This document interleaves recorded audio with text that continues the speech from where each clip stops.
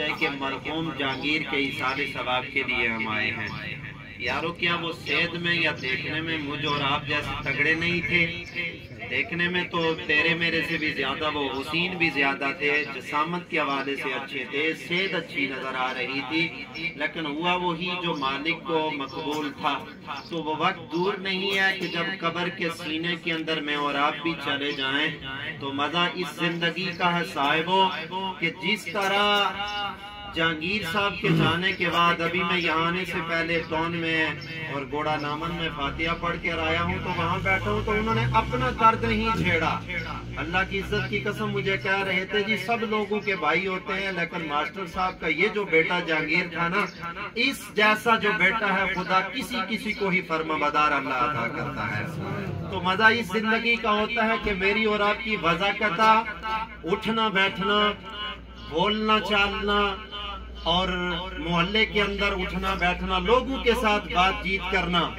اس انداز میں ہونا چاہیے کہ ہم قبر میں بھی چلے جائیں نا، تیری میری قبر کے پڑوس سے بھی جو گزرے نا تو یہ ضرور کہہ کر گزرے اے اللہ یہ تیرا چنا ہوا بندہ تھا، بس یہ جملے جاری ہو جائیں گے۔ اللہ کی عزت کی قسم میرا مالک فرماتا اور قبر میں آنے والے تو دنیا پر اچھا رہا تو دنیا داروں نے تیرے حق کو نہیں چھوڑا تو میں خدا تیرے حق کو کیسے چھوڑ سکتا ہوں؟ تو صاحبو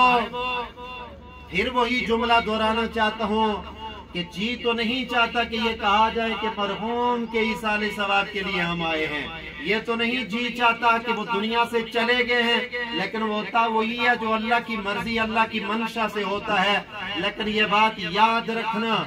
جس کے مرنے کے بعد اس کے ایصال کی مجلس میں جنازے کے اندر بھی ہے نا کہ 40 لوگ آ جائیں، اس سے ہٹ کر بھی ایک روایت میں آتا ہے کہ اگر کسی جانے والے کے جانے کے بعد اگر 40 بندے جمع ہو کر یہ گواہی دیں کہ یار وہ تو بہت اچھا انسان تھا، وضاحت اچھی تھی، گفتگو کا انداز اچھا تھا، لوگوں کے ساتھ معاملات اچھے تھے، یاد رکھنا میرے نبی نے فرمایا تیری تعریف اس کے بارے میں ابھی ختم نہیں ہوتی تو خدا جنت کے اندر اس کے درجات میں بلندیاں فرما دیتا ہے۔ اب ذرا آخر تک بولیں پھر سبحان اللہ کی صدا کا ادا کریں۔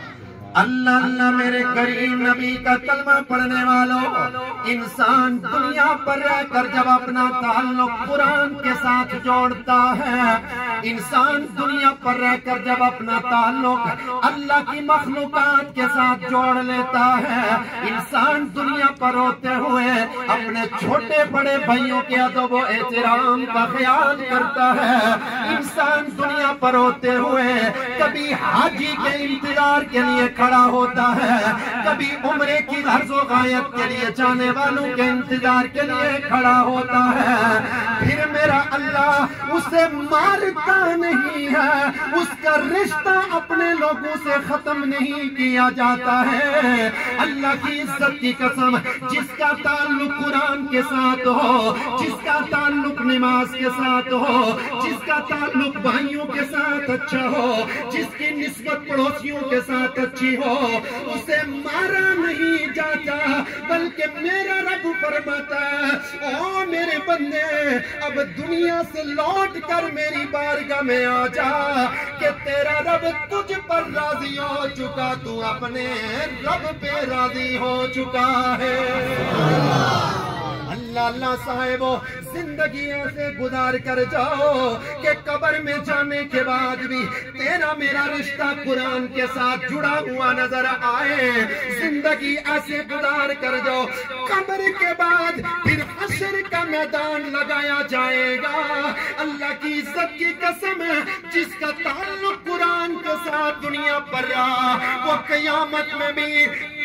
تنہا نہیں آئے گا، کبھی قرآن اس کی سفارش کے لیے آ جائے گا، کبھی رمضان اس کے لیے آ جائے گا۔ اور یاد رکھنا اس نسبت والا حشر کے میدان میں جائے گا، کم و بیش 1.25 لاکھ نبی موجود ہوں گے، سارے صحابہ موجود ہوں گے، جس کی نسبت اپنے بھائیوں سے اچھی ہو، جس کا اٹھنا بیٹھنا اپنے محلے کے ساتھ اچھا ہو، مصطفیٰ کی امت کے ساتھ اچھا ہو، اسے قیامت کے دن جب بلایا جائے گا اس کے چہرے پر روشنی اور نورانیت اتنی ہو ہوگی گویا ہر ولی ہر کتب ہر ابدال یہ کہتا ہوا نظر آئے گا اے اللہ سونے مجھے بتانا کیا یہ کوئی نبی ہے اتنا حسین ہے کوئی بول کر کہے گا مالک مجھے بتا یہ صدیق ہے اتنا سونے چہرے والا اے اللہ مجھے بتایا جائے یہ شہید ہے اتنے سونے چہرے والا میرا رب فرمائے گا او قیامت کی ہولناکیوں میں جمع ہونے والوں یاد رکھنا نہ یہ نبی نہ یہ صدیق نہ یہ شہداء میں سے ہے نہ یہ صحابہ میں سے ہے نہ نبی کی اہل بیت میں سے ہے اللہ سونیا یہ کون اتنے سونے چہرے والا ہے اللہ سونیا اس کے جلوے اپنے ہیں اس کا چلنے کا انداز اپنا ہے اس کے بولنے کا انداز اپنا ہے اس کی بذاقت اپنی ہے مالک یہ ہے کون تو گویا میرا رب بھی فرمائے گا یہ میرا وہ بندہ آیا ہے جو دنیا پر رہ کر مخلوق خدا کے ساتھ بھلائی کیا کرتا تھا ان کا ادب و احترام کیا کرتا تھا حضور کی امت کی بھلائی کرنے والا جب قیامت کے میدان میں آئے گا اللہ کی عزت کی قسم میرا رب اس کے چہرے پر نور ہی نور عطا کر دے گا حاجی محمد جمیل صاحب کی روح کو اللہ ہم پیش کرتے ہیں اس کلمات طیبات کا ثواب نور کی شکل میں رحمت کی شکل میں اس کی قبر میں داخل کر کے اللہ پاک اس کے درجات بلند فرما اس کے والد کے درجات بلند فرما اس کی چاچی اور ماسی جو دنیا سے رسول کے درجات بلند فرما مولا ذوالجلال جتنے بھی یا اللہ اس قبرستان کے اندر ہیں مرد ہیں عورتیں چھوٹے ہیں بڑے اللہ سب کو برابر برابر ثواب عطا فرما کر ان کے درجات بلند فرما ان کی بخشش و مغفرت فرما ہم زندوں کی بخشش و مغفرت فرما پاک پروردگار عالم ہم سب کو نبی پاک صاحب اللہ کی غلامی میں مرنا جینا اٹھنا بیٹھنا نصیب فرما اور جن کاملین کے ساتھ ہم لگے جن کے صدقے ہماری صورتیں بھی بنی اور سیرتیں بھی اللہ ان کے صدقے دنیا پر بھی عزت عظمت کی شان کی زندگی عطا فرما اور آخرت میں جاتے ہوئے اللہ عزت کے ساتھ اور لا الہ الا اللہ محمد رسول اللہ نصیب فرماتے ہوئے اللہ اس کے لیے بانی سے ہمارا آخری وقت ہمیں نصیب فرما ملک پاکستان کو اللہ امن عطا فرما امن کا فورا آزاد کشمیر کی سرحدوں کو اور آزاد کشمیر کے اندر جو فتنے اللہ ان سے نجات فرما فلسطین کے مظلوم مسلمانوں کے اللہ مدد فرما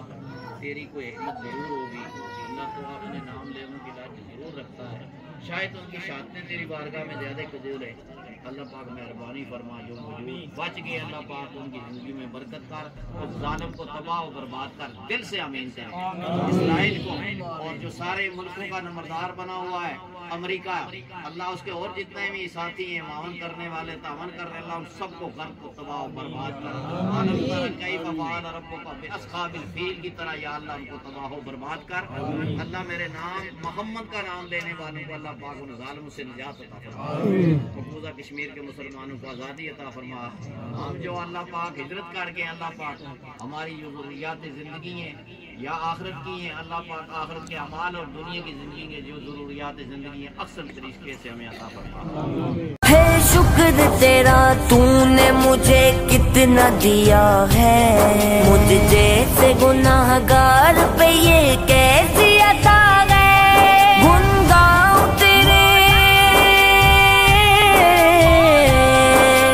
گاؤں تیرے کیوں نہ میں احسان ہے مولا مولا مولا بندہ تو گناہگار